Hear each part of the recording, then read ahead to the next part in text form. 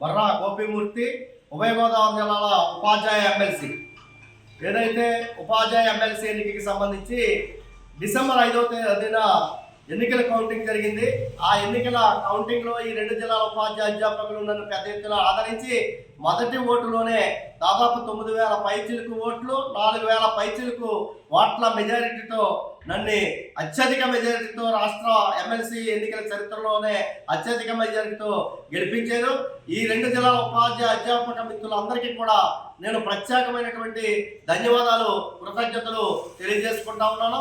అంతేకాదు నా విజయానికి కృషి చేసినటువంటి ఆంధ్రప్రదేశ్ ఉపాధ్యాయ ఫెడరేషన్ యూటీఎఫ్ రాష్ట్ర జిల్లా మండల నాయకత్వం కార్యకర్తలకి, అంతేకాదు నాకు మద్దతు ఇచ్చినటువంటి అనేక ఉపాధ్యాయ అధ్యాపక సంఘాలు, కాలేజీ లెక్చరర్స్ యూనియన్స్ అనేక సంఘాలు నాకు మద్దతు ఇచ్చిన ఆ సంఘాల బాధ్యులు, కార్యకర్తలు అందరికి కూడా ప్రత్యేకమైనటువంటి ధన్యవాదాలు తెలియజేసుకుంటా ఉన్నాను.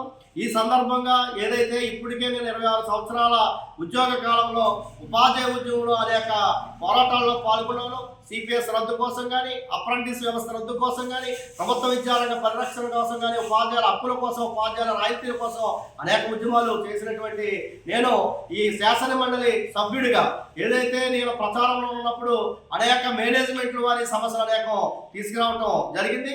ఆ మేనేజ్మెంట్ల వారి సమస్యలు ఏదైతే జిల్లా పరిషత్ టీచర్లు కావచ్చు, మండల పరిషత్ టీచర్లు కావచ్చు, మున్సిపల్ టీచర్లు కావచ్చు, ట్రైబల్ వెల్ఫేర్ టీచర్స్ కావచ్చు, social welfare BC welfare teachers కావచ్చు, college lecturers, college contract lecturers, guest lecturers, polytechnic engineering college lecturers, private రంగంలో ఉన్నటువంటి స్కూల్ కాలేజీ అధ్యాపకులు సమస్యలు కానీ అనేక సమస్యలు నా దృష్టికి తీసుకొచ్చిన ఆ సమస్యలన్నీ కూడా నేను ప్రాతినిధ్యాల ద్వారా మంత్రులు, సంబంధిత అధికారులకి ప్రాతినిధ్యం చేసే సమస్యల పరిష్కారానికి కృషి చేస్తాను. శాసన మండలిలో కూడా నేను వీటి సమస్యలు ప్రస్తావన చేస్తానని కూడా ఈ సందర్భంగా తెలియజేస్తా ఉన్నాను.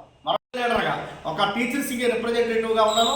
ఈ రోజున శాసన మండలి సభ్యుడు అంటే ఈ రోజున పొలిటికల్ రిప్రజెంటేటివ్ని, అంటే పీపుల్ రిప్రజెంటేటివ్ని.